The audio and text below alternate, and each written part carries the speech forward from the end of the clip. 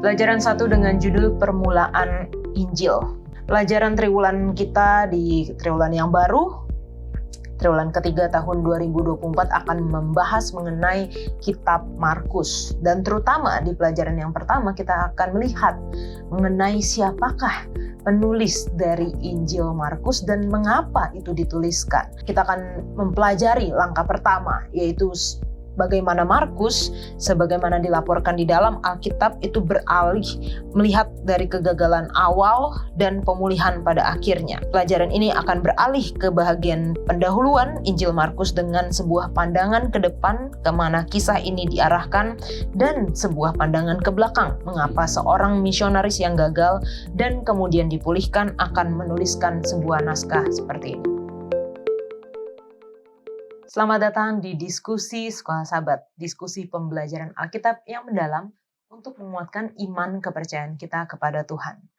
Senang sekali saya bisa terus menemani pemirsa sekalian di dalam tayangan pelajaran Sekolah Sabat yang saat ini kita sudah masuk di pelajaran yang baru, seri pelajaran yang baru di pertengahan tahun 2024 dan kita akan membahas mengenai kitab Injil Markus. Dan terima kasih juga teman-teman yang sudah bersedia untuk datang untuk berdiskusi bersama-sama dengan kami di sini, dan tentunya kami senang juga untuk menyapa teman-teman yang telah menuliskan komentar di YouTube channel Diskusi Sekolah Sabat. Untuk yang pertama, boleh minta kesediaan Pendeta Leroy untuk membacakan. Baik, ini datang dari Niko Tomeke. Kami keluarga Tomeke Dodowor sangat bersyukur kepada Tuhan atas pelajaran Sekolah Sabat yang begitu menguatkan iman percaya kami kepada Tuhan. Walaupun kami cuma satu keluarga yang ada di desa Barataku, Kecamatan Loloda Tengah, Kabupaten Halbar. Amin. Berikutnya dari Samion Lungan. Thank you penerangan pelajaran Sekolah Sabat yang mudah dipahami. Dari Welhem CB. Shalom, terima kasih buat diskusi Sekolah Sabat. Dan yang terakhir dari Ferdi Simanjuntak. Terima kasih, sangat menolong penjelasannya. Ya, amin. Amin, puji Tuhan. Selanjutnya, Emi. Dari Siva Adelia. Shalom dari Gereja GMAHK Bintaro. Ibu Monang Saragi, tolong doakan saya dari Tangerang. Tuhan Yesus memberkati. Kemudian ada dari Cecilia Juliana. Shalom, makasih Pak Pendeta kesimpulannya. Jangan jadi orang Farisi, pembelajaran yang sangat penting untuk introspeksi diri. Tetap semangat, salam sehat, kiranya Tuhan memberkati. Kemudian dari Susis Mas, terima kasih untuk pelajarannya, sudah menolong saya untuk memahami pelajaran ini. Dan masih ada juga dari Hendrik Henuk, salam dari Jemaat Tebudale Kupang, NTT. Terima kasih Sekolah Sabat yang begitu baik. Amin, puji Tuhan. Selanjutnya Peter. Yang pertama ada dari Rosemary Eftan. Terima kasih diskusi SS yang sangat dipahami. Salam dari Banten, tetap semangat melayani. Tuhan Yesus memberkati Hope Channel. Amin. Amin. Yang kedua ada Ronitai Rumatana. Amin, terima kasih banyak atas pembahasan Sekolah Sabat yang baik. Salam dari Jemaat Efrata Merakwangi. Yang terakhir ada dari JMZ. Amin, terima kasih atas diskusi Sekolah Sabat yang begitu jelas dan mudah dipahami. Salam dari GMHK Kitapol Tamparuli Sabah. Amin, puji Tuhan. Jadi udah semakin banyak ya ini teman-teman yang menyaksikan dari berbagai daerah di Indonesia ataupun di luar negeri. Puji Tuhan, kita senang sekali bahwa diskusi Sekolah Sabat dapat membantu saudara-saudara sekalian di dalam pembelajaran baik secara pribadi, keluarga, dan juga jemaat. Dan tentunya kami ingin menawarkan buku Sekolah Sabat yang seperti di tangan saya ini kepada saudara-saudara sekalian yang rindu untuk belajar bersama namun sulit memiliki akses kepada buku ini. Silahkan hubungi nomor call center Hope Channel Indonesia, katakan saya ingin memiliki buku Sekolah Sabat dan kami akan mengirimkan ke tempat Anda secara cuma-cuma. Hubungi saja dan berikan alamat lengkap Anda sehingga kami dapat mengirimkan ke tempat Anda masing-masing. Pelajaran triwulan kita di triwulan yang baru, Triwulan ketiga tahun 2024 akan membahas mengenai kitab Markus. Dan terutama di pelajaran yang pertama kita akan melihat mengenai siapakah penulis dari Injil Markus dan mengapa itu dituliskan. Kita akan melihat bahwa kita akan mempelajari langkah pertama, yaitu bagaimana Markus, sebagaimana dilaporkan di dalam Alkitab, itu beralih melihat dari kegagalan awal dan pemulihan pada akhirnya. Pelajaran ini akan beralih ke bagian pendahuluan Injil Markus dengan sebuah pandangan ke depan kemana kisah ini diarahkan dan sebuah pandangan ke belakang mengapa seorang misionaris yang gagal dan kemudian dipulihkan akan menuliskan sebuah naskah seperti ini.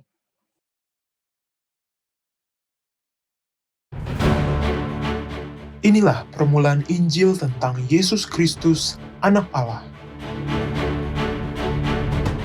Sejak awal, pembaca Injil Markus telah diberitahukan siapa gerangan Yesus itu. Namun ia secara konsisten memerintahkan agar merahasiakan informasi ini. The Messianic Secret. Mengapa sebuah Injil menginginkan kita untuk merahasiakan mengenai siapakah Yesus sesungguhnya? Kitab Markus dapat dibagi menjadi dua bagian. Pasal 1-8 berkaitan dengan pertanyaan penting, siapakah Yesus? Terpampang dalam ajaran-ajaran dan mujizat-mujizatnya, menyerukan bahwa dialah Sang Mesias yang telah lama dinanti-nantikan. Bagian kedua dari Injil ini menjawab pertanyaan lainnya, kemanakah Yesus pergi? Jawabannya mengejutkan para pengikutnya yang berpikir Sang Mesias akan menaklukkan Roma dan mendirikan kerajaan Israel yang kuat. Bukan, Yesus sedang pergi menuju salib, cara kematian yang paling tercela dan memalukan di dunia Romawi. Yesus bergumul di Getsemani. Sesaat sebelum kematiannya, ia berseru dengan getir, "Allahku, Allahku, mengapa engkau meninggalkan aku?" Itulah kegelapan yang Kristus alami sebagai harga dari keselamatan kita. Sebuah kisah yang sangat luar biasa. Perkataannya, perbuatannya, tindakannya berbicara atas nama mereka sendiri mengenai kehidupan dan kematian Yesus dari Nazaret. Injil Markus.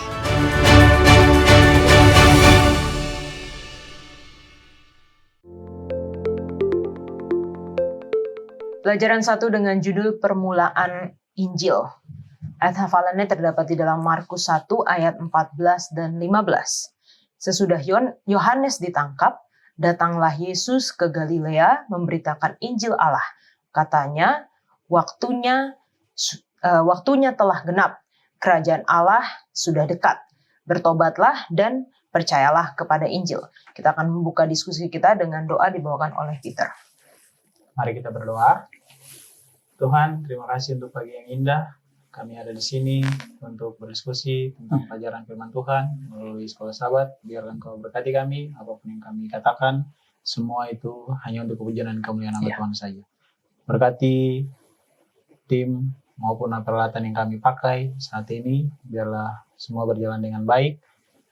Pemirsa maupun umat-umat Tuhan yang menyaksikan dimanapun itu, biar terberkati oleh apa yang kami sampaikan pada saat ini. Dalam nama Yesus kami berdoa mengucap syukur. Amin. Amin.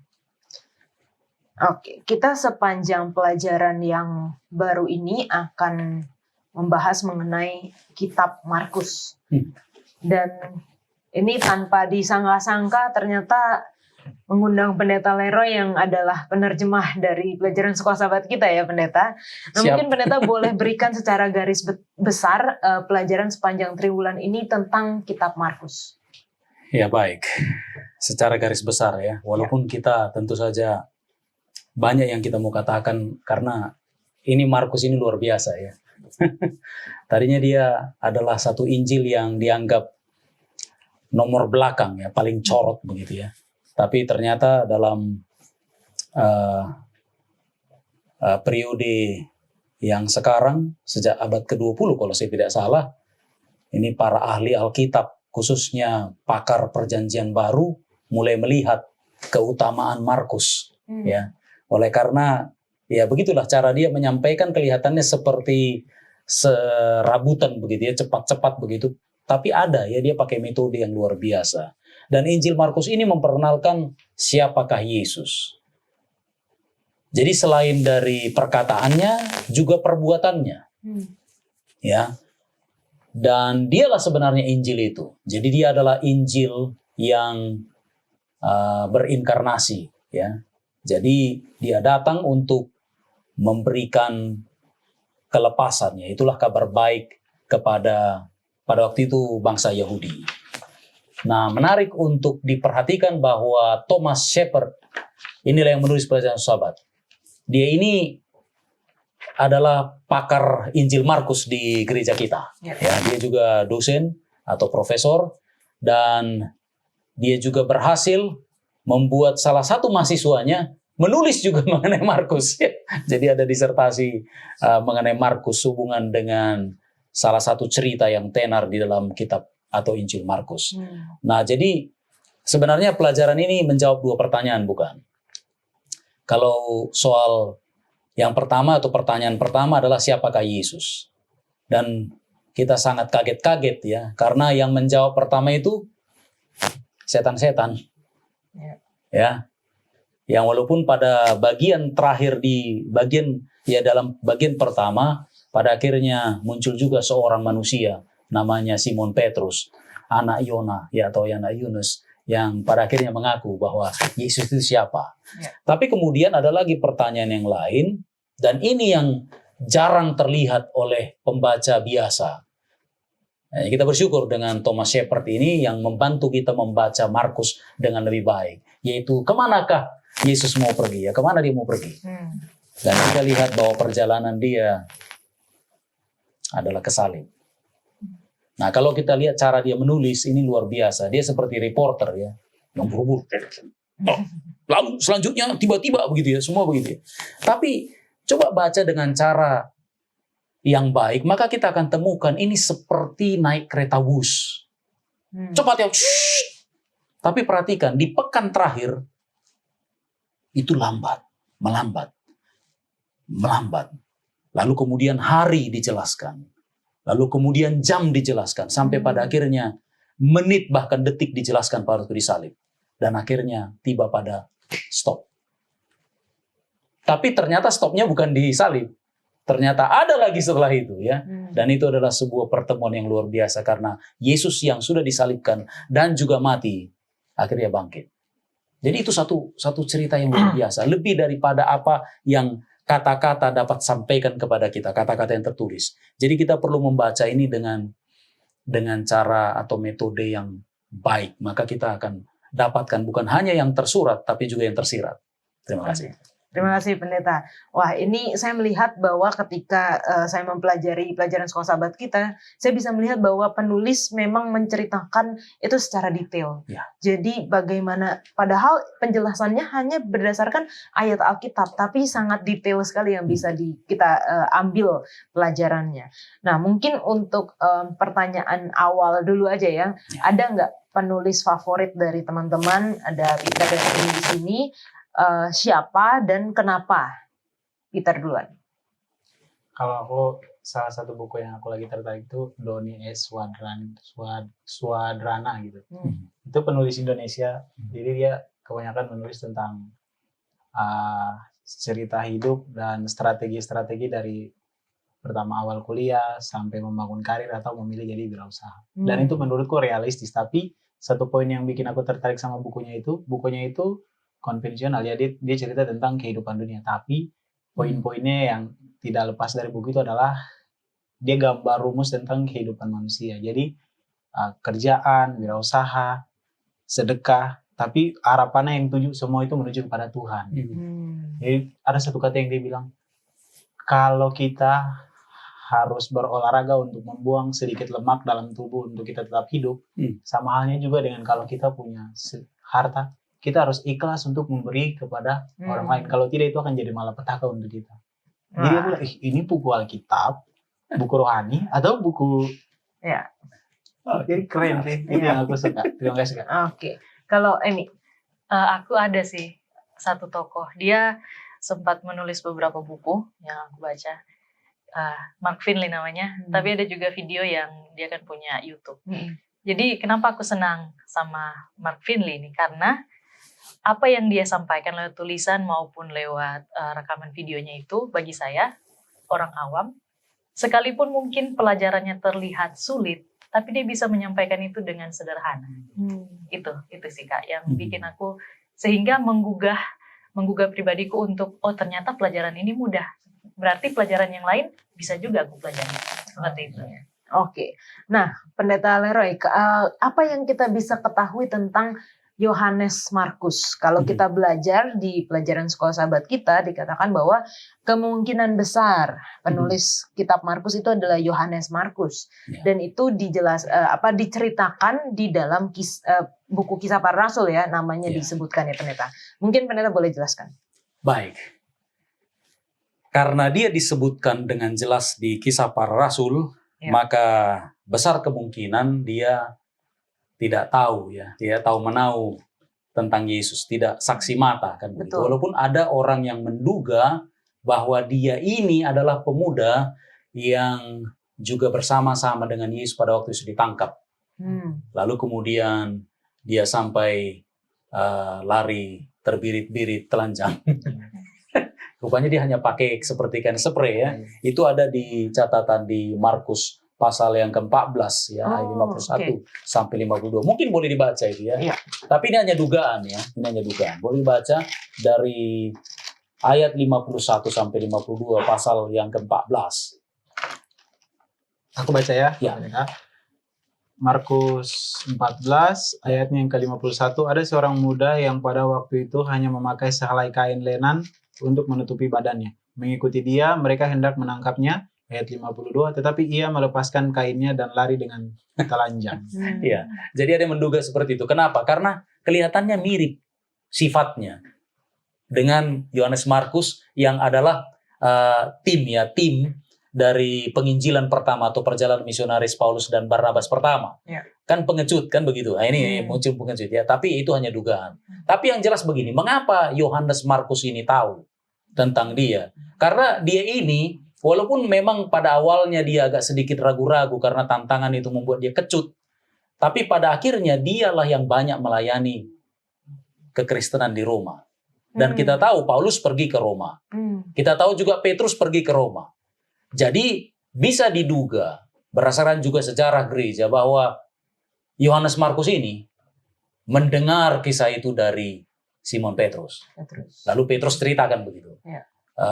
Lalu kemudian ya ada banyak yang mengatakan setelah dia mati baru kemudian dia tulis, tapi ada yang mengatakan bahwa sebelum mati Petrus dia menulis. Berarti itu jangan lewat-lewatlah 66 ya, kira-kira begitu. Tapi oke lah, kita bikin 60 sampai tahun 70 ya. Itulah waktu dia menulis. Jadi dia dapatkan kabar itu langsung dari Simon Petrus yang adalah saksi mata. Dan menarik karena Papias ya, itu adalah bishop di mana itu, di Hierapolis barangkali. Dia dapat bikin kesaksian dan itu kesaksiannya ditulis oleh Eusebius bahwa Yohanes Markus ini mencatat dengan tepat ya, tidak mau tambah-tambah ya. Jadi apa yang dia terima itu yang dituliskannya, kira-kira demikian. Oke. Wah, ini informasi baru ya mungkin yang bagi kita yang awam untuk mengetahui ternyata Yohanes Markus itu seperti itu. Dan kita bisa temukan juga ceritanya di Kisah Para Rasul 12 ayat yang ke-12. Di sini dikatakan, dan setelah berpikir sebentar pergilah ia ke rumah Maria ibu Yohanes yang disebut juga Markus. Di situ banyak orang berkumpul dan berdoa. Jadi ada kita bisa melihat ada Yohanes Markus sebagai seorang anak wanita yang bernama Maria. Dia merupakan pendukung gereja yang disebut mungkin bisa dikatakan kaya karena ada rumah dan mengadakan pertemuan doa di rumahnya. Dan kita tahu ceritanya setelah itu dia ikut dengan Paulus, tetapi abis itu mundur. Dan itu tercatat di Kisah Para Rasul 13 ayat 1-5 dan ayat yang ke-13. dari Peter dan Emi, pernahkah punya pengalaman undur dari pelayanan dan apa yang akhirnya dipelajari, Peter? Kalau dari saya dalam pelayanan tentu mengalami hal yang sama kayak Markus ya, Jatuh bangun. dan sebenarnya karena mempengaruhi juga faktor usia kan, masih muda dan kadang masih labil. Cuman satu hal yang aku pelajari dari kegagalanku dalam pelayanan itu, aku kasih hilang kata gagal. Jadi aku bangun filsafat sendiri dalam hidupku, nggak ada kata gagal. Yang ada cuman kata belajar atau berhasil. Itu aja. Yang nomor 3-nya nggak ada. Amin. Jadi kalau perhatikan cerita Markus, kita seakan-akan kita melihat dia gagal, tapi bukti dari keberhasilan adalah Injil yang kita pelajarin sekarang. Ya. Amin. Dari situ saya bilang nggak ada kata gagal dalam hidup. Yang ada cuma belajar atau kata berhasil. Itu aja. Terima kasih. Kalau Emi? Ya, aku mungkin sama juga seperti Kak Peter. Maju mundurnya sebenarnya banyak. Tapi ada satu peristiwa yang aku ingat, itu titik paling jauh aku rasa. Paling mundur dari pelayanan. Tapi satu pelajaran yang aku temukan bahwa sekalipun itu semua hasil dari pilihanku sendiri, membuatku jauh. Tapi Tuhan masih punya rencana untuk bawa aku kembali lagi ke pelayanan. Dan sekarang puji Tuhan masih dalam pelayanan. Gitu sih. Wah, Luar biasa. jadi kalau kita lihat di sini memang kegagalan itu bukan menjadi satu alasan ya untuk saya nggak bisa, udahlah saya gini aja terus gitu. Tetapi ada panggilan Tuhan dan panggilan itu akan terus memanggil. Karena waktu saya pun waktu tamat kuliah saya punya keinginan untuk melayani, tapi karena baru tamat kerja dulu lah gitu kan. Dan sementara bekerja itu seakan seperti merasakan, ayo kamu pernah berkomitmen untuk melayani. Seperti panggilan itu ada terus gitu. Jadi sampai akhirnya menerima panggilan itu dan menjalaninya, baru ini ternyata pelayanan itu. Dan kalau dari cerita Yohanes Markus, misionaris yang gagal ini, pada akhirnya kita tahu bahwa dia diberikan kesempatan kedua oleh Barnabas, bukan oleh Paulus, karena Paulus bahkan sepertinya kayak menolak, nggak mau lagi, karena dia udah gagal, dia pengecut, dia lari, dia tidak menyelesaikan tanggung jawabnya. Jadi Paulus nggak mau, tapi Barnabas mau. Nah, sejauh apa kita bisa memberikan kesempatan kedua? Karena sebenarnya Tuhan juga memberikan kesempatan kedua, ketiga, dan seterusnya kepada kita, pendeta. Apakah karena Barnabas katanya di sini melihat potensi dari Yohanes Markus, dan bagaimana kita bisa melihat potensi orang lain juga? Baik, yang jelas kita bisa pastikan bahwa Yohanes Markus mundur dari pelayanan bukan karena masalah moral ya. Bukan juga karena masalah yang lain yang artinya fundamental. Ini dia masalahnya adalah karena mungkin dia pikir pelayanan itu akan diterima begitu segala macam. Dan kita baca itu perjalanan misionaris pertama. Itu betul-betul nggak ada bentuk ya. Itu luar biasa ya. Kadang mereka harus tinggal berapa lama di satu tempat ya, tapi kemudian harus pergi cepat-cepat. Kadang mereka sepertinya dihormati, padahal di belakang mereka dicerca ya dan segala macam. Dan bagi seorang muda seperti Yohanes Markus, ya sama seperti kebanyakan kita ya tentu saja ada jatuh bangunnya. Itulah sebabnya dia putuskan, aku kembali sendirian ke Yerusalem. Nah itu yang membuat ini si Paulus yang mungkin barangkali juga lagi down ya dengan apa, dia merasa ini pengecut ini kan begitu ya. Masalah kepengecutan sebenarnya kan begitu, atau masalah ketidaknyamanan. Tapi yang jelas, siapakah kita yang bisa menghakimi orang kan? Yang jelas ada orang yang mungkin gagal sekarang, tapi justru dia yang paling berhasil nanti. Ya, kita nggak tahu, sama seperti yang sudah disampaikan Peter in the house. Dia katakan bahwa rumus dia hanya satu, kalau kegagalan itu adalah belajar itu. Yang jadi masalah adalah ketika orang gagal nggak mau belajar, maka gagallah dia kan. Belajarlah terus, dan kemudian itu berhasil. Entah modelnya seperti apa. Jadi bagi saya Yohanes Markus ini, tapi satu lagi ya, melayani itu jangan dianggap bahwa itu hanya modelnya seperti mereka ini ya, misionari harus pergi gitu ya. Ya. Karena pekerjaan kita itu kan sekunderi sebenarnya. Apapun pekerjaan itu sekunderi, kecuali kita pelayan. Nah, jadi ketika kita rasa kita di kantor, kita bekerja, layani. Karena bagi kita kerjaan di kantor itu adalah sekunder. Kan begitu. Yang pertama adalah pelayanan.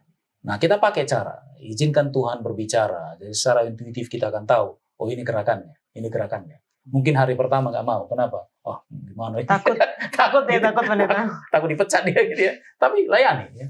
Maka Tuhan akan berkarya dalam diri kita. Ya, kira-kira gitu. Amin, puji Tuhan. Dan kita tahu juga banyak cerita ya, di mana orang-orang benar-benar mendengarkan suara Tuhan untuk melayani di tempat pekerjaan mereka masing-masing, di tempat di mana Tuhan tempatkan mereka. Jadi, dan itu memberkati orang-orang di sekitar mereka. Jadi bukan berarti kita kalau dulu mungkin memang harus pergi ya pendeta ya, misionaris pergi ke banyak tempat, tapi di mana kita berada kita bisa menjadi pelayan Tuhan. Amin. Teman-teman jangan kemana-mana karena kita akan lanjutkan setelah yang satu ini.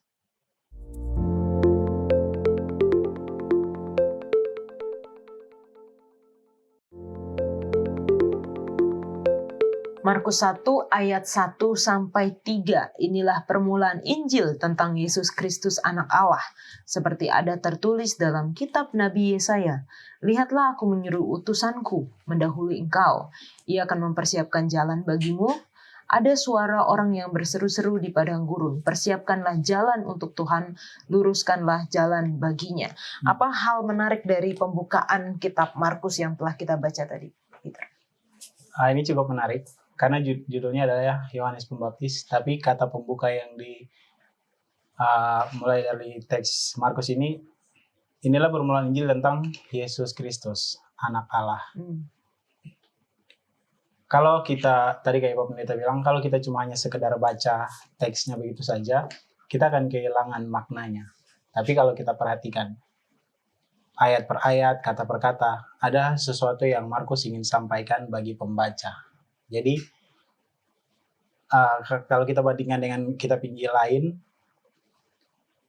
pesan yang disampaikan dalam teks itu berbeda. Tapi yang saya dapat pribadi di sini, Markus ingin menyampaikan bahwa Yesus adalah Mesias dan Yesus adalah Anak Allah. Itu poin pertama. Karena dari sini langsung lompat, lihatlah aku menyuruh utusanku mendahului engkau. Dia kutip yang Yesaya pernah bernubuat di masa yang lampau. Nah, artinya dia ingin menunjukkan kepada pembaca maupun orang-orang zaman pada itu, karena waktu itu bahwa Yesus ini adalah benar-benar Mesias dan Anak Allah. Itulah yang menarik daripada kitab. Karena yang tadi Bapak Pendeta sampaikan singkat, tidak ada penjelasan atau penjabaran yang lebih detail seperti kitab Injil lain. Dia singkat, padat, jelas. Dan pesan yang mau disampaikan adalah Yesus ini adalah betul-betul Mesias, Anak Allah. Oke. Ya, masih berkaitan seperti yang Kak Peter jelaskan tadi sih. Ya, aku mengerti dari ini, Markus juga ingin memberikan kita para pembaca ketika kita melihat bahwa Yohanes itu adalah seorang yang mempersiapkan jalan. Artinya sesudah Yohanes masih akan ada lagi, karena membayangkan situasi di zaman itu, kalau saya baca lanjut di ayat-ayat selanjutnya, bagaimana Yohanes akhirnya banyak orang menjadi menerima pekabarannya Yohanes. Artinya kalau kita bisa posisikan di waktu itu, berarti Yohanes ini apa yang dia katakan cukup berpengaruh kepada orang-orang. Artinya dia seperti orang yang ya bisa dibilang terkenal dan sebagainya. Dan mungkin Markus mau menekankan bahwa seorang yang mempersiapkan jalan bukanlah jalan itu. Ya mungkin terlihat besar, mungkin terlihat luar biasa, tapi ada lagi yang lebih luar biasa dari dia. Jadi itu sih yang paling menarik yang aku lihat di sini, bahwa Yohanes itu adalah seseorang yang memberikan jalan untuk Yesus yang lebih dari dia. Mungkin itu. Pendeta Leroy. Baik. Salah satu metode yang dipakai oleh Markus atau Yohanes Markus dalam menuliskan Injil ini, Injil yang kedua ya, adalah ini dari bahasa orang sana karena mereka suka makan makanan ini ya. Tapi saya suka pakai istilah kita. Ini seperti lapis legit, berlapis-lapis toh. Iya. Hanya bedanya memang kita terpaksa harus akui bahwa sandwich lebih cocok. Kenapa? Karena inti dari sandwich adalah tengahnya kan. Iya. Ya roti itu kan oke lah karbo ya, tapi ini nih vitaminnya ada di tengah-tengah. Jadi bagaimana Yohanes ini memulai Injil tentang Yesus? Lalu pertama dia ngomong Yohanes. Nah ini kan dia sedang membuat lapis-lapis begitu, berlapis-lapis untuk memberikan tekanan tengahnya. Iya. Kan begitu. Bahwa Yohanes itu memang pembuka jalan, tapi bukan jalan. Iya. Yohanes itu membaptis. Dan Yesus juga pembaptis. Yohanes baptis pakai air, yang ini baptis pakai roh kan itu, atau api orang bilang kan. Dan justru si roh pembaptis roh ini dibaptis dulu sama apa? Oleh si pembaptis dengan alasan-alasannya ya. Jadi kita lihat bagaimana menariknya dia dalam menyampaikan Injil mengenai Yesus dengan caranya sendiri, sehingga semua itu disebutkan tapi hanya untuk membuat semuanya itu mengarah kepada satu fokus. Jadi ini semacam menyebut nama ketika menulis, misalnya menulis tesis, kita sebutkan bikin referensi. Yang referensi itu menguatkan yang satu ini kan begitu. Kita kutip ya, kita berikan bukti-bukti. Ini ngomong. Tapi semuanya itu mengarah kepada yang ini. Jadi jika yang saya kutip ini kau akui, berarti yang ini harus kau akui. Karena semua yang saya kutip itu mengakui yang satu ini. Kira-kira begitu. Ya. Wah, luar biasa ya. Jadi memang kitab Markus ini kalau yang saya baca di ayat pertama udah langsung dikasih tahu bahwa Yesus Kristus anak Allah. Tetapi dalam perjalanan bahkan di Markus 1 saja beberapa kali Yesus kayak mengatakan diam, jangan kasih tahu. Padahal itu adalah inti, jadi kayak inti dari semuanya udah dikasih tahu di ayat pertama, baru di bawahnya diam, jangan kasih tahu, jangan beritahukan. Wah ini, dan kita bisa melihat pola seperti yang tadi pendeta katakan, ada sandwich ya, bukan sandwich generation bukan, tapi sandwich pola bahwa yang di tengah itu yang intinya. Nah, kita melihat ada cerita tentang Yohanes Pembaptis di awal dari kitab Markus. Kenapa itu ditempatkan di awal dan bagaimana sebenarnya Yohanes Pembaptis digambarkan di dalam kitab Markus? Oke. Jadi kenapa Yohanes ditempatkan di awal pembukaan Injil Markus? Markus itu mau menyampaikan kepada siapapun pembaca yang akan membaca kitab ini bahwa Yesus itu adalah Mesias. Tapi masalahnya Yohanes ini hidup sudah tidak di zamannya Yohanes. Yohanes sudah dibunuh dan murid-murid kemudian sudah beberapa waktu, saya tidak terlalu kuasai sejarahnya, tapi di Markus ingin menyampaikan pesan itu, tapi dia mengutip. Di pembukaan sini juga dilihat. Dia mengutip ayat 2, seperti ada tertulis dalam kitab Nabi Yesaya. Jadi ada kitab Nabi Yesaya, kemudian ada Yohanes juga. Karena dia ingin menunjukkan dengan bukti bahwa di masa lalu ada seorang yang sudah dinubuatkan, yaitu Yohanes, yang akan mempersiapkan untuk Allah, yaitu Mesias yang akan turun menjadi anak Allah yang menggembalakan umat Tuhan.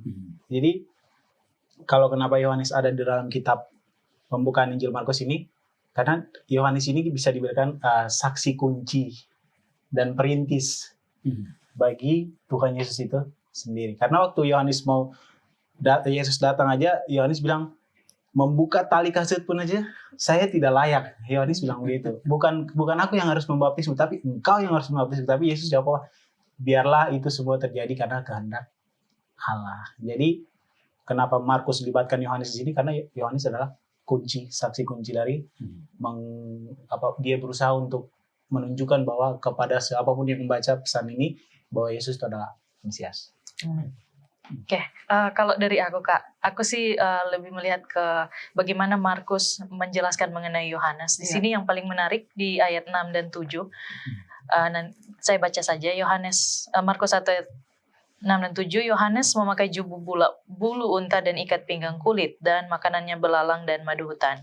Inilah yang diberitakannya, sesudah aku akan datang ia yang lebih berkuasa daripadaku, membungkuk dan membuka tali kasutnya pun aku tidak layak. Jadi di sini aku melihat ada dua karakter dari Yohanes.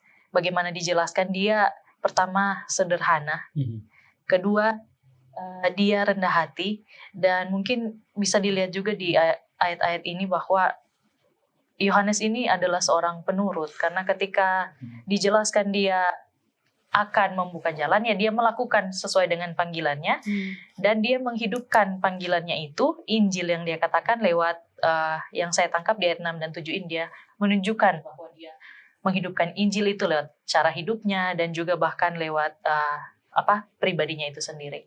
Oke, dan di cerita ini kita juga melihat selanjutnya bahwa Yesus datang meminta dibaptis oleh Yohanes. Nah, bicara mengenai baptisan, apa sih sebenarnya arti dari baptisan itu, Pendeta? Karena kalau dikatakan baptisan adalah simbol dari pengampunan dosa, contohnya, Yesus tidak berdosa. Pendeta. Ya, ini menarik ya.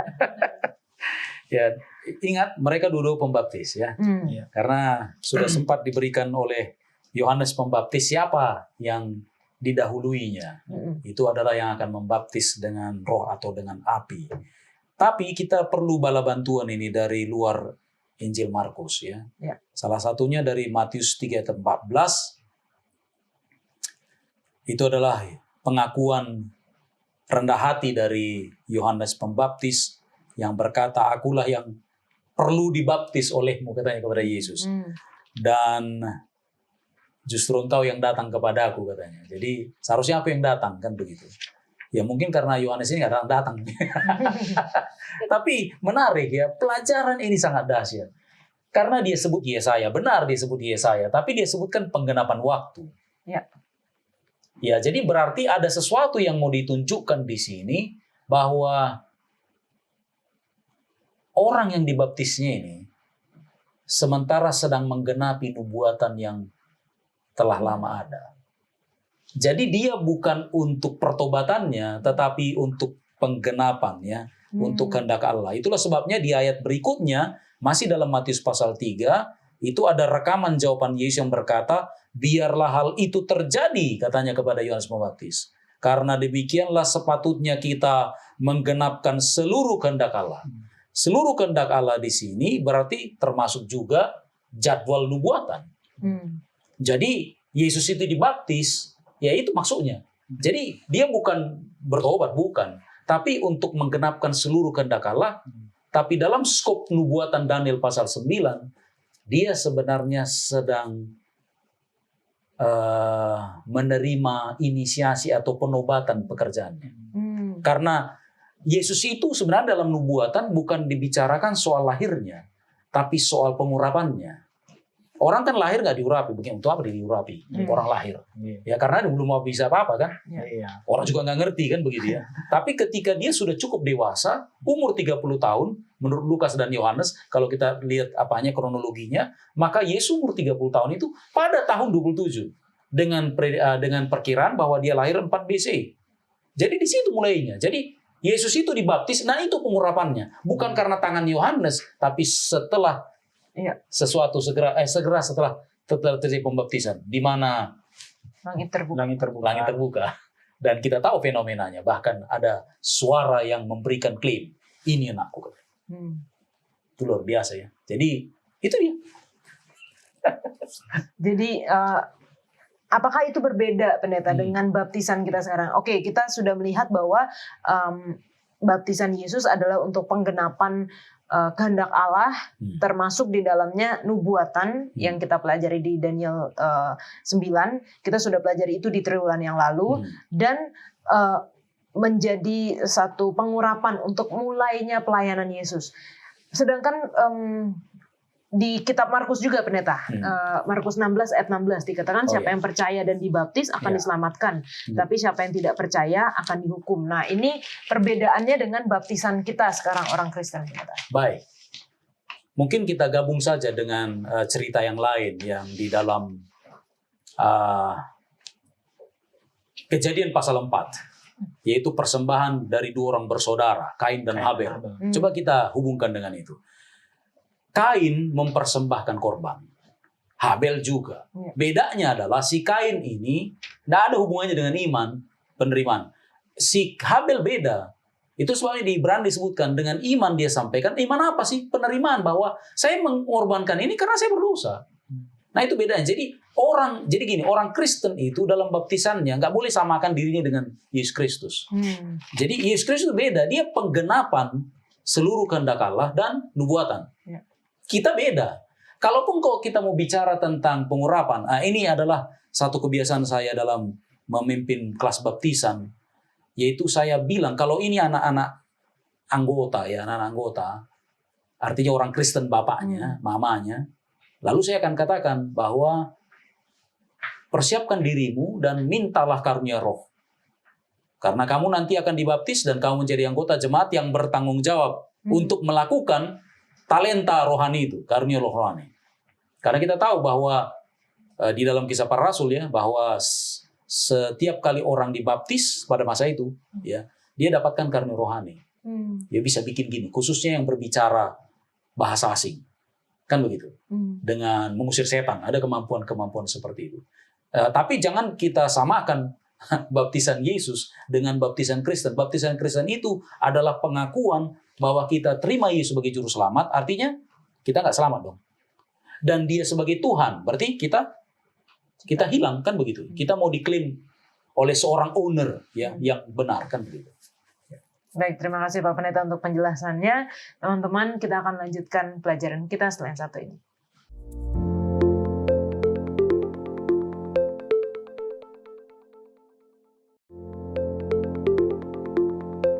Adegan pembuka dari Injil Markus.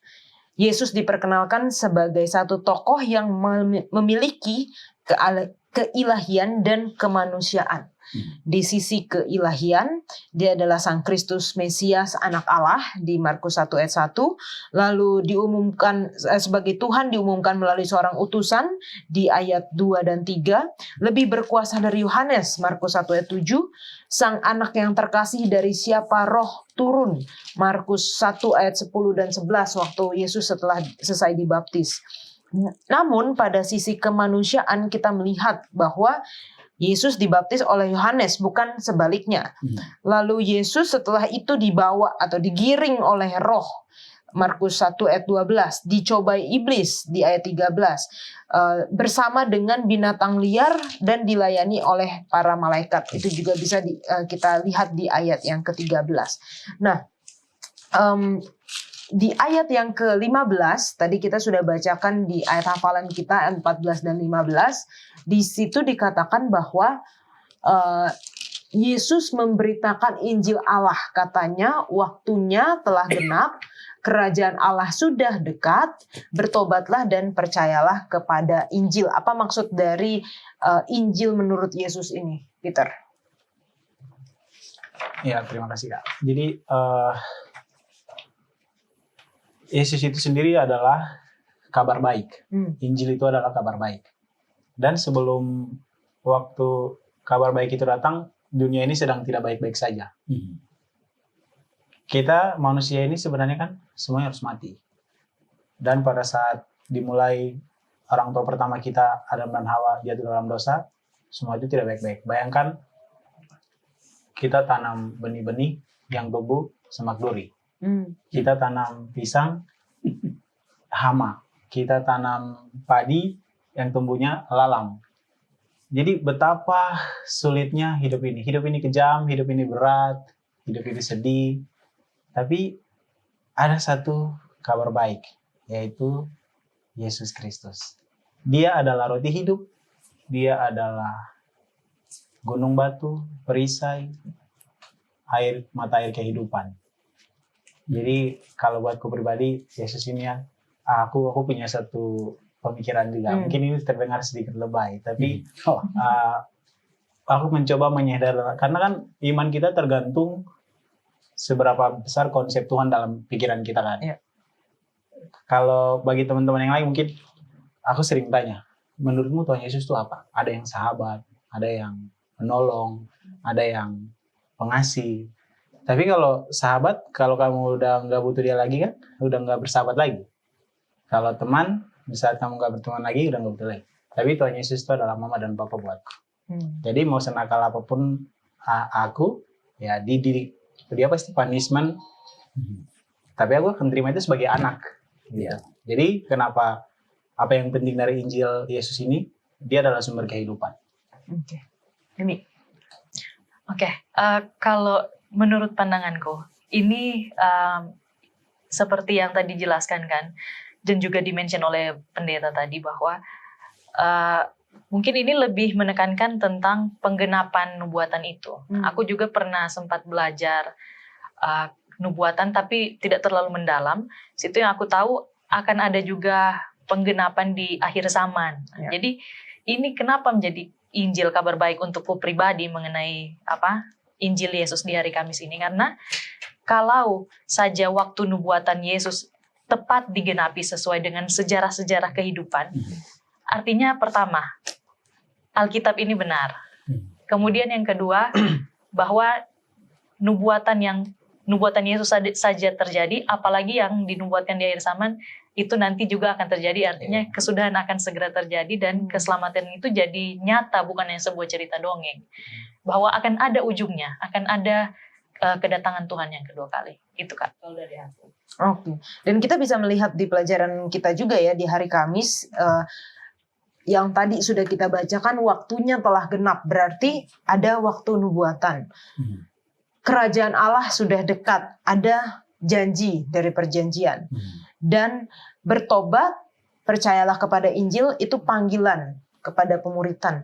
Dan ternyata ini sejajar juga dengan pekabaran malaikat pertama ya Pendeta. Pendeta boleh berikan penjelasan. Baik. Percayalah kepada Injil itu dikatakan. Lalu itu Injil apa ya? Nah, kalau kita pakai skema nubuatan Daniel pasal yang ke-9 ya. Ada kata-kata di situ sebelum masuk kepada 70 pekan itu dibagi dari ayat 25 di Daniel pasal 9. Ada 24 di ayat 25 ya. Di 24 itu ada kata-kata disebutkan ada 70 kali 7 masa ditetapkan atas bangsamu, berarti orang Yahudi, dan atas kotamu. Untuk apa? Melenyapkan kefasikan pertama, mengakhiri dosa, menghapuskan kesalahan, mendatangkan keadilan, itu yang keempat, untuk menggenapkan penglihatan, dan yang terakhir, mengurapi yang Maha Kudus. Nah, ini sinkron dengan pernyataan yang disebutkan bertobatlah, ya kan? Karena kerajaan Allah sudah dekat. Bertobat. Jadi ini yang mau dilakukan ini 6 ini. Kecuali mungkin satu yang mengurapi yang Maha Kudus. Ini seperti ada seseorang yang akan datang yang adalah Mesias yang sejati untuk orang Israel. Jadi kecuali kita lakukan yang 6 ini, kita siap dengan ini, maka ya celakalah kita, habislah waktu kita. Karena Tuhan sudah bikin schedule nih. Hanya kuberikan 70 tahun lagi. Tapi jangan bilang kok kasih batas, kasihan dong, katanya kan kasih kesempatan lain dong. Kasih kesempatan kedua, contohnya seperti Yohanes Markus. Orang Yahudi ini banyak kan dapat kesempatan sudah. Bolak-balik kan begitu. Yang 400 tahun itu yang awal kan. Waktu zaman Abraham misalnya, 400 tahun segala macam. Kasih kesempatan. Dikasih juga kesempatan kepada bangsa Amori. Tapi Amori nggak bertobat. Dipanggil Israel keluar dari Mesir supaya gempur ini mereka kan begitu. Tapi diberikan lagi kesempatan, bolak-balik. Apalagi kalau kita baca kitab Hakim-Hakim. Kalau makmur, lupa Tuhan. Nanti kalau lagi sengsara teriak, tolong Tuhan, tolong Tuhan. Begitu-gitu lagi. Bolak-balik begitu. Jadi banyak kali kesempatan sampai kepada yang ini. Tapi ingat, ada yang harus dilakukan. Sehingga kemudian Injil yang diterjemahkan menjadi kabar baik itu benar-benar menjadi kabar baik. Jadi bukan Tuhan pelit kue, bukan. Dia sudah siapkan, tapi harus ikut ya. Ikut caranya, karena ini kesempatanmu nih. Kesempatan yang kesekian kalinya. Lalu menarik sekali ya. Inilah luar biasanya kalau orang itu belajar Alkitab ya. Ini Dr. Shepard ini ya. Dia dapatkan ternyata itu sinkron dengan pekabaran 3 malaikat yang di Wahyu 14. Ya.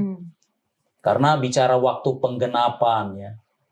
Waktu penggenapan. Udah tiba jam penghakiman. Ya, kalau tadi bilang waktu, sekarang sudah pakai jam. Kalau dalam bahasa Yunaninya kan ini oras ini kan. Jadi bukan lagi bicara tentang keros atau kronos, tapi ini sudah lebih kepada satu definite waktu. Ini dia waktu yang sudah datang. Ya. Lalu ada kerajaan sudah dekat. Ya Injil kekal itu ya, bertobat percaya. Ya takutlah, muliakanlah, sembahlah Allah ya. Itu adalah pernyataan-pernyataan dari lebih tepat sebenarnya malaikat pertama ya. Iya, betul. Dari 3 malaikat itu. Ya itu perkataannya, itu sinkron sekali. Kalau kita bicara secara ini yang disebut namanya dengan intertextuality ya. Jadi kita gabungkan satu ayat dengan ayat, kita lihat kesamaannya. Demikian. Wah, luar biasa. Memang kalau kita punya kesempatan dan punya resource untuk mempelajari Alkitab secara mendalam, kita akan melihat banyak sekali harta-harta tersembunyi ya pendeta ya di dalam pelajaran kita. Nah,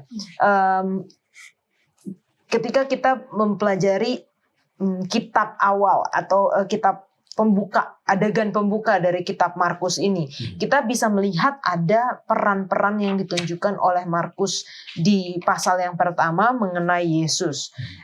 Sudah tadi dijelaskan mengenai Yesus sebagai anak Allah, sudah diperkenalkan dari ayat yang pertama, Markus 1 ayat 1, bahkan ketika juga Yesus selesai dibaptis, diberikan otoritas oleh Allah Bapa sendiri. Yesus sebagai anak Allah. Lalu kalau kita lanjutkan ceritanya ini, walaupun mungkin di pelajaran yang akan datang ya, kita juga melihat Yesus sebagai yang kudus dari Allah. Di dalam Markus 1 ayat 24 itu disebutkan oleh roh-roh jahat ya pendeta ya. Tadi yang sudah pendeta katakan juga. Lalu Yesus sebagai guru dan pengkhotbah, itu kita bisa temukan di ayat yang ke-38 ketika Yesus dikatakan di sana, supaya di sana aku juga memberitakan Injil, karena untuk itu aku telah datang. Dan kita melihat beberapa kali rumah ibadat disebutkan di dalam Markus 1 di ayat 21, 23, 29 dan 39. Lalu juga Yesus sebagai penyembuh. Nah, ini juga kita melihat cerita-cerita di Markus 1 bagaimana Yesus menyembuhkan. Jadi memang kalau bicara soal Markus 1 aja udah banyak banget cerita di situ ya pendeta ya. Jadi kayak naik kereta cepat itu ya pendeta ya. Semua berjalan dengan cepat. Tapi ternyata ada detail-detail yang kita bisa temukan juga. Yesus menyembuhkan ibu mertua dari Petrus dan juga orang yang sakit kusta. Jadi ini yang kita bisa lihat dari Markus 1, dan kita akan lanjutkan pelajarannya di pelajaran minggu depan. Bagaimana pembukaan dari buku Markus ini berkaitan dengan rangkaian cerita yang selanjutnya, Pendeta Leroy? Ya, ini kan sebuah tema besar ya, yang menjembatani atau memayungi 16 pasal Injil Markus. Ya. Bahwa ini adalah sebuah permulaan. Ini bahasa saya jadi seperti kesimpulan. Jadi ini sebuah permulaan. Kalau kita dengar kata permulaan kan jadi ada kesan ada yang kedua, ada yang ketiga sampai yang terakhir ya. Jadi ini permulaan dari Injil menyatakan bahwa ini yang harus dilakukan ya. Dalam bahasanya pemuritan. Mau dimuridkan oleh Tuhan. Dengan rendah hati mau menerima pengajaran dari Dia. Maka kita akan mendapatkan apa yang baik, tidak laknat yang diamarkan. Tetapi begini, yang namanya ini adalah sebuah permulaan. Jadi Yesus mengadakan perjalanan. Yesus adalah Injil yang berinkarnasi dalam sebuah perjalanan. Itu dimulai. Kiranya itu boleh menemukan kita dalam perjalanan. Dan ketika itu menjadi bahagian kita, maka saya mau berkata bahwa itulah yang menjadi akhir dari buah Injil yang berinkarnasi. Itu dia. Jadi semua yang disebutkan, mau dia penyembuh, mau dia yang mengajar, mau dia yang mengusir setan, kan kita ini orang muda harus sadar ya, kita banyak kesetanan juga loh. Setan-setan yang aneh-aneh kan gitu, setan gadget juga. Semua ya. Kita harus bertemu dengan Yesus yang setelah memulai perjalanan itu. Jadi semuanya itu diramu sedemikian rupa. Ya walaupun kelihatannya seperti tidak ada hubungannya, tapi ini sedang memberitahukan kepada kita sebuah perjalanan di mana Yesus, walaupun dia menuju ke salib, tapi di dalam perjalanannya menuju ke salib, dia rindu menemukan orang-orang di pinggir jalan. Dan itu menjadi akhir dari segala sesuatunya. Tidak membawa kita ke salib, karena dia yang disalib, seharusnya kita. Tapi kita diselamatkan oleh bertemu dengan Yesus dalam perjalanan. Amin. Itu yang mengikat. Ini luar biasa sekali. Baik, Ada payungnya. luar biasa ya. Memang semakin kita pelajari Markus ini jadi semakin menarik, Pendeta. Dan saya nggak sabar untuk menemukan cerita-cerita lainnya di pelajaran kita selanjutnya. Mungkin dari teman-teman ada poin aplikasi atau pelajaran yang bisa diambil dari pelajaran pertama ini, Peter. Kalau dari saya sangat terkagum dan terkesan ya bahwa Tuhan Yesus tuh punya pengorbanan yang luar biasa. Apalah saya ini seringkali kadang suka ya ibaratnya bahasa kasarnya itu kayak nggak tahu diri gitu. Udah diselamatin, udah dipelihara, udah dikasih kesempatan berulang-ulang, tapi masih saja. Sedangkan di sini ungkapan yang tadi kayak sering baca itu di Markus 1 ayat itu, setan aja itu mengakui dia. Tapi saya sebagai anak Tuhan yang sudah dipelihara, dikasih umur panjang, diberkatin, masa membalas kebaikan Tuhan dengan seperti itu. Poin pelajaran ini yang saya dapat. Ini jadi tamparan keras lah buat saya untuk bisa berubah hari-hari demi hari untuk jadi lebih baik lagi. Buat saya juga. Kalau dari aku, kayaknya satu hal yang aku lihat dari Markus, kenapa dia menjelaskan mengenai Yesus itu sebagai tadi kayak Yola bilang, tokoh-tokoh kita tahu profesi guru, dia sebagai penyembuh, dia sebagai pencipta dan lain sebagainya. Saya baru mengerti menurut Markus karena sebenarnya yang menjadi pengikat, yang menjadi membuat semua yang ada di buku Markus, Alkitab maupun seluruh dunia yang berkaitan karena bukan Yesus sebagai guru, tetapi guru maupun penyembuh dan berbagai profesi itu sebenarnya adalah bagian dari sifatnya Yesus. Seperti pendeta tadi bilang, jadi memang semua kembali kepada Yesus, baik itu siapapun. Utamanya adalah sebenarnya Kristus itu sendiri, bagaimana pelayanan Kristus dan bagaimana kita bisa mengikuti teladan Kristus lewat pelayanan kita. Itu yang bisa aku dapat. Pendeta? Saya ikut lanjutkan yang dibilangnya. Iya, tanggung-tanggung bilangnya. Jadi boleh saya ajak kita untuk berpikir yang begini ya. Kenapa Yesus menunjukkan, dia kadang-kadang jadi penyembuh, kadang-kadang dia pegang-pegang penyakit kusta gitu segala macam, kadang bikin begini, kadang mengajar, kadang semuanya itu kan karena kita. Iya kan? Jadi dia nemukan kita di konteks kita. Dia jadi seperti itu karena kita. Dia jadi manusia karena kita manusia. Kalau kita malaikat, dia jadi malaikat, kira-kira begitulah ya. Tapi dia milih jadi manusia dan manusia yang sederhana. Saya lihat bahwa profesi itu menentukan gambaran kita memandang kepada orang ya. Contoh ya, sebagai seorang guru, dia memandang setiap orang itu sebagai orang yang berpotensi untuk jadi pintar kan begitu. Makanya ajari kan begitu ya. Sebagai seorang polisi bilanglah ya, security ya, dia melihat semua orang yang lalu lalang itu berpotensi buat jahat. Waspadalah kan begitu ya. Jangan biarkan orang. Jadi kan banyak orang dia mungkin ini bukan untuk merendahkan polisi. Polisi itu bagus itu. Tapi maksudnya janganlah sebagai polisi kita tunggu kesalahan. Nunggunya di lampu merah lewat. Tapi halangi orang berbuat salah. Nah, sebagai seorang pendeta, ini jadi naik-naikan pendeta ya. Kita melihat semua orang yang lalu lalang itu berpotensi untuk selamat. Injili kan begitu ya. Jangan pula pendeta lihat-lihat, ini cocok dibaptis nambah-nambahin jumlah. Bukan. Selamat ke surga kan begitu. Jadi itulah makanya kita serius dalam memandang orang. Siapapun dia, mau penjahat, mau apa, kita lihat potensinya. Ini berpotensi untuk diselamatkan. Jadi Yesus itu datang, Yesus itu memperagakan berbagai macam peran. Itu kan karena kita. Satu hal lagi ya. Markus ini diduga sebagai orang yang punya kelebihan. Salah satu bahasa. Dia berbahasa ya tentu saja Ibrani dan juga Aramik. Ketika Matius bilang Eli, Eli, lama sabachthani. Kalau Markus bilang Eloi, Eloi lah. Itu versi Aramiknya. Tapi dia juga bisa berbahasa Yunani. Jangan lupa dia juga bisa berbahasa Latin. Tahu 3 bahasa ini ketemunya di mana? Di salib, di atas kepala. Yesus orang Nazaret, anak Allah, raja orang Yahudi kan. Itu 3 bahasa di kampungan. Jadi Markus yang buat itu istilahnya, dia punya 3 bahasa dan itu semuanya diramu dan itu menunjuk kepada Yesus ya, yang yang berusaha untuk menjangkau siapapun orang, tidak terbatas kepada bahasa. Baik, terima kasih Pak Pendeta untuk penjelasannya, Peter dan juga Emi. Dan saat ini kita akan masuk di dalam sesi tanya jawab. Kalau ada pertanyaan-pertanyaan mengenai kitab Markus atau juga penulisnya yaitu Yohanes Markus yang telah kita bahas sepanjang pelajaran pekan ini, jangan ragu-ragu untuk menuliskan di kolom komentar YouTube channel Diskusi Sekolah Sahabat dan kita akan menjawabnya.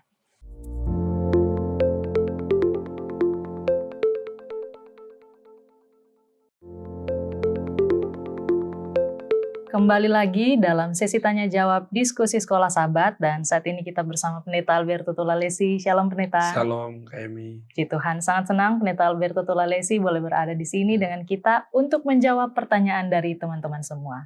Nah, walaupun ini adalah episode pertama dari pelajaran kita yang baru dengan judul Kitab Markus, Triwulan ketiga tahun 2024, tapi masih ada pertanyaan dari teman-teman terkait pelajaran yang sebelumnya dengan judul Pertentangan Besar. Nah, untuk itulah Pendeta ada di sini untuk menjawab pertanyaan tersebut dan kita akan menjawabnya khusus di episode kali ini. Jadi langsung saja saya bacakan pertanyaannya Pendeta. Siap Kak Emi. Pertanyaan yang pertama, jadi di sini ada dari Happy Family Orchid. Ada orang menurut kesaksiannya dia melihat pernah dibunuh lehernya hampir putus. Nah, kemudian dia bernapas bukan lagi dari hidung tapi dari leher yang sudah menganga. Nah, menurut kesaksiannya, rohnya dibawa oleh malaikat Tuhan sampai ke sorga dan bertemu dengan Yesus Kristus dan dia melihat betapa indahnya sorga itu.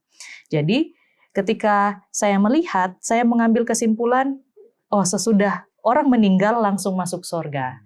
Nah, tapi dalam Alkitab, ada kebangkitan. Tapi kalau orang meninggal langsung masuk sorga, siapa yang mau dibangkitkan? Jadi di sini saya bingung yang mana yang benar. Mohon penjelasannya Pendeta. Terima kasih. Baik, terima kasih. Shalom pemirsa Hope Channel Indonesia. Baik, saya ingin sampaikan ya, kembali lagi penipuan yang luar biasa yang dimulai dengan Kejadian 3 ayat 4 bahwa setan itu melalui ular berkata, sekali-kali kamu tidak akan mati. Jadi dia mengeluarkan teori kebakaran jiwa, roh tidak dapat mati, maka ada pemikiran bahwa kalau orang mati, tubuhnya akan kembali kepada tanah, sebagaimana tercatat dalam Pengkhotbah 12 ayat 7, lalu rohnya kembali kepada yang mengaruniakannya. Jadi ini adalah salah tafsir terhadap Pengkhotbah 12 ayat 7, bahwa roh yang kembali kepada yang mengaruniakannya itu dia pikir bahwa roh tidak dapat mati tadi. Padahal yang kembali kepada mengaruniakannya itu adalah nafas hidup, itu adalah kehidupan yang milik Allah. Nah sekarang, oleh karena itu, bagaimana dong kalau misalnya semua orang mati, kalau dia baik maka dia akan ke surga, kalau dia jahat dia akan ke neraka. Lalu apa yang terjadi dengan Tuhan datang? Apa yang terjadi dengan proses kebangkitan? Mari kita lihat di dalam 1 Korintus 15 ayat 16 sampai 18. Tolong kami baca. Ayat 16 sampai 18, sebab jika benar orang mati tidak dibangkitkan, maka Kristus juga tidak dibangkitkan. Dan jika Kristus tidak dibangkitkan, maka sia-sialah kepercayaan kamu dan kamu masih hidup dalam dosamu. Demikianlah binasa juga orang-orang yang mati dalam Kristus. Lalu ayat 21 sampai 23. Ayat 21 sampai 23, sebab sama seperti maut datang karena satu orang manusia, demikian juga kebangkitan orang mati datang karena satu orang manusia. Karena sama seperti semua orang mati dalam persekutuan dengan Adam, demikian pula semua orang akan dihidupkan kembali dalam persekutuan dengan Kristus. Tetapi tiap-tiap orang menurut urutannya. Kristus sebagai buah sulung, sesudah itu mereka yang menjadi miliknya pada waktu kedatangannya. Baik, terima kasih. Jelas sekali nih. Iya. Jelas sekali. Jadi kalau bicara tidak ada kebangkitan, ya percumalah kebangkitan Kristus.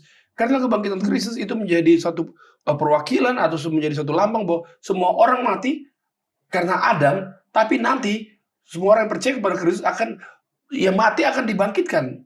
Kebangkitan oleh karena Kristus telah bangkit. Jadi ini dikatakan kapan jadi kalau begitu orang percaya, yang percaya kepada Kristus akan bangkit. Tadi ayat ini jelas sekali, dalam ayat 23, bahwa tiap-tiap orang menurut urutannya. Kristus sebagai buah sulung, dia sudah bangkit. Sesudah itu mereka yang menjadi miliknya pada waktu kedatangannya. Jadi apa kata Alkitab? Alkitab mencatat bahwa orang mati tidak tahu apa-apa dalam Pengkhotbah 9 ayat 5 dan 6. Lalu setelah itu apa yang terjadi? Ya, perhitungan waktu berhenti buat dia. Dia sementara menanti Tuhan datang, dan waktu Tuhan datang, orang yang percaya kepada Kristus akan dibangkitkan untuk memperoleh hidup yang kekal. Demikian kata Alkitab. Terima kasih. Terima kasih banyak Pendeta. Dan saya lanjut dengan pertanyaan yang selanjutnya. Dari Silas Mangalik, dari Jemaat Makale Tanah Toraja, dan Gisesa Channel. Pertanyaannya seperti ini Pendeta. Materai Allah yang bagaimana yang akan diberikan pada kita? Adakah jenis materai yang akan kita terima selain daripada Sabat? Dan sejak kapan berlaku materai tersebut? Kemudian, ini pertanyaannya dari 2 orang ya, Pendeta, digabungkan mengenai materai. Saya bacakan. Apakah sudah ada orang yang menerima materai itu sekarang? Bagaimana dengan orang zaman dulu bahkan sampai sekarang yang tidak berhari Sabat dan mereka telah beristirahat dalam kematian? Apakah mereka dimeteraikan juga dengan meterai yang di dalamnya ada tertulis Sabat? Apakah orang yang sudah berhari Sabat bisa mengklaim bahwa mereka telah memiliki meterai tersebut? Dan siapa yang berhak mencabut atau membatalkan tanda meterai tersebut? Ya, Baik. cukup panjang ya. Terima kasih Kak Emi. Baik, kita boleh baca Kak Emi, tolong baca dalam Wahyu 7 ayat 2 dan 3. Karena pertanyaan ini berkaitan dengan pelajaran sekolah sahabat kita. Wahyu Pelajaran 12 7. ya. Coba kita baca dalam Wahyu 7 ayat 2 dan 3. Ya. Ayat 2 dan 3, dan aku melihat seorang malaikat lain muncul dari tempat matahari terbit. Ia membawa meterai Allah yang hidup, dan ia berseru dengan suara nyaring kepada keempat malaikat yang ditugaskan untuk merusakkan bumi dan laut. Ayat 3 katanya, janganlah merusakkan bumi atau laut atau pohon-pohon sebelum kami memeteraikan hamba-hamba Allah kami pada dahi mereka. Memeteraikan hamba-hamba Allah kami pada dahi mereka. Ya. Apa itu dahi? Dahi di mana tempat akal budi berada. Jadi ini adalah masalah karakter. Nah, coba kita baca dalam ayat 14 Wahyu pasal 7 ya, Wahyu pasal 7. Ayat 14. Ya, ayat 14-nya Kak Emi boleh baca? Ya. Maka kataku kepadanya, Tuanku, Tuhan mengetahuinya. Lalu ia berkata kepadaku, mereka ini adalah orang-orang yang keluar dari kesusahan yang besar, dan mereka telah mencuci jubah mereka dan membuatnya putih di dalam darah anak domba. Baik, terima kasih Kak Emi. Ini adalah maksud materai Allah, ini adalah maksudnya, ini di dahi, di karakter. Jubah yang digambarkan juga di dalam Wahyu 7 ayat 14 juga, ini adalah karakter. Ini adalah orang-orang yang berjalan bersama dengan Yesus, yang dekat dengan Yesus, yang mencintai Yesus, yang percaya sepenuhnya kepada Yesus. Inilah dia. Nah, apa yang terjadi di akhir zaman? Karena memang di akhir zaman ini isunya adalah isu penyembahannya. Karena Allah dalam kasihnya telah memberitahukan kepada umat manusia bahwa contoh perintah-perintah Allah itu. Contoh perintah yang keempat. Ini perintah yang sangat krusial sekali bahwa 6 hari lamanya engkau akan bekerja dan melakukan segala pekerjaanmu, tapi hari ke-7 adalah hari Sabat Tuhan Allahmu. Kenapa? Sebab 6 hari lamanya aku telah menjadikan langit, bumi, laut dan segala isinya, dan hari ke-7 dia berhenti dan dia menguduskannya. Jadi di dalam kandungan hari Sabat itu adalah masalah siapa pencipta. Ini kita menghargai Allah, ya kita menyembah Allah karena memang dialah pencipta kita. Jadi di dalam hukum keempat juga ini gambaran bahwa dia nama pribadi. Kalau cap ya, kalau misalnya kita tahu cap atau seal itu ya, cap itu kan biasanya presiden, ada cap materai presiden, ada namanya kan ya, berarti ini Allah dia ya. Lalu jabatannya misalnya sebagai apa? Sebagai pencipta langit, bumi, laut dan segala isinya. Wilayahnya mana? Kalau misalnya Presiden Republik Indonesia, Bapak Joko Widodo, lalu Presiden Republik Indonesia itu jabatannya. Lalu juga wilayahnya Republik Indonesia. Di dalam hukum keempat juga ada selain dapat nama Allah, lalu jabatannya pencipta, lalu juga wilayahnya, yaitu seluruh jagat raya ini. Nah, itulah jadi dia memang dimateraikan dengan itu. Artinya orang-orang yang percaya kepada Allah, yang mau menyembah kepada Allah, dia akan mengasihi Allah dan menuruti Allah. Tapi bagaimana orang-orang yang sudah mati yang belum pernah mendengarnya, yang belum pernah tahu tentang pekabaran tersebut? Coba saya akan baca aja kali ya, Kak Yola ya. Maaf Kak Emi, dalam Roma 2 ayat 11 sampai 16 ya, saya akan baca ya. Sebab Allah tidak memandang bulu, sebab semua orang yang berdosa tanpa hukum Taurat akan binasa tanpa hukum Taurat. Dan semua orang yang berdosa di bawah hukum Taurat akan dihakimi oleh hukum Taurat. Karena bukanlah orang yang mendengar hukum Taurat yang benar di hadapan Allah, tapi orang yang melakukan hukum Tauratlah yang akan dibenarkan. Apabila bangsa-bangsa lain yang tidak memiliki hukum Taurat dan oleh dorongan diri sendiri melakukan apa yang dituntut hukum Taurat, maka walaupun mereka tidak memiliki hukum Taurat, mereka menjadi hukum Taurat bagi diri mereka sendiri. Sebab dengan itu mereka menunjukkan bahwa isi hukum Taurat ada tertulis dalam hati mereka, dan suara hati mereka turut bersaksi, dan pikiran mereka saling menuduh atau saling membela. Hal itu akan nampak pada hari bila mana Allah sesuai dengan Injil yang kuberitakan akan menghakimi segala sesuatu yang tersembunyi dalam hati manusia oleh Kristus Yesus. Ada banyak orang yang dia pikir bahwa hari Sabat, dia menjaga kekudusan hari Sabat. Selama ini dia pikir bukan hari Sabtu. Tapi hari yang pertama, hari Minggu, itu dia betul-betul dia mencintai Yesus. Dia tidak pernah ada kasih tahu ke Yola, ke Emi. Dia tidak pernah kasih tahu. Tapi itulah terjadi. Dia tahunya bahwa hari Sabtu itu adalah hari Sabat itu hari pertama, hari Minggu yang dia tahu itu dia. Dan dia kuduskan dengan benar. Dia kuduskan, dia setia dengan Kristus karena dia mencintai Yesus. Lalu bagaimana dengan orang? Alkitab yang bilang dia Allah tahu hati mereka. Saya ingin bacakan di dalam tulisan yang ditulis oleh seorang penulis yang Tuhan inspirasikan, yaitu Nyonya Ellen G. White dalam buku Kebenaran Akhir halaman 449. Saya akan bacakan ya. Dan baru setelah masalah ini diungkapkan dengan jelas kepada orang-orang dan mereka dihadapkan pada pilihan antara perintah Allah dan perintah manusia, barulah mereka yang terus melakukan pelanggaran akan menerima tanda binatang itu.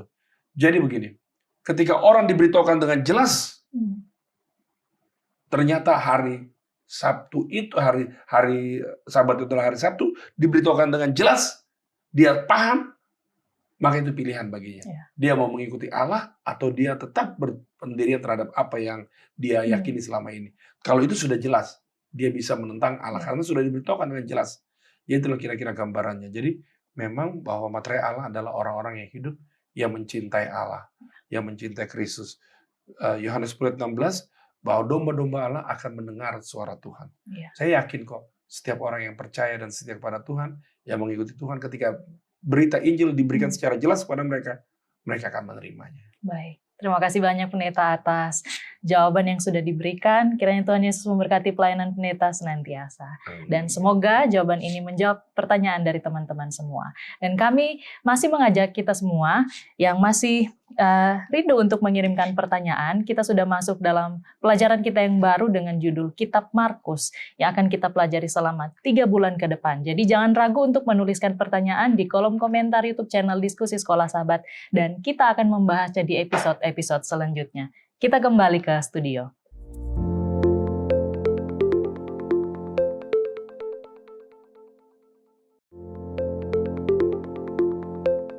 Untuk menutup diskusi kita akan berdoa dipimpin oleh Pendeta Leroy. Mari kita berdoa. Bapa kami, Allah kami yang berkerajaan di surga, yang memperkenalkan kerajaan Allah bagi kami melalui Yesus Kristus. Kami bersyukur karena Injil adalah buat kami. Agar kami boleh menerimanya, gantinya menerima laknat dari amaran yang disampaikan.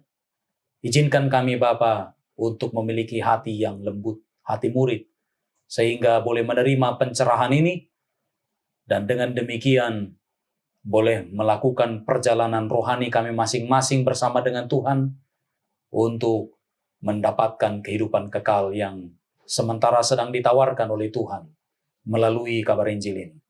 Berkati juga sahabat-sahabat kami yang dalam pergumulan, Tuhan kuatkan mereka untuk menyadari bahwa Injil Yesus Kristus adalah bagi setiap orang tanpa terkecuali, karena mereka adalah objek yang baginya Yesus telah mati dan bangkit untuk mendapatkan keselamatan. Inilah doa dan sembah kami, di dalam nama Yesus kami berdoa. Amin. Amin. Terima kasih Pendeta Leroy, terima kasih Peter dan juga Emi sudah berdiskusi bersama. Puji Tuhan untuk pelajaran awal dari kitab Markus yang telah kita pelajari bersama, dan tidak sabar rasanya ingin menemukan permata-permata lainnya di dalam Injil Markus yang kita akan pelajari di episode-episode selanjutnya. Tuhan memberkati.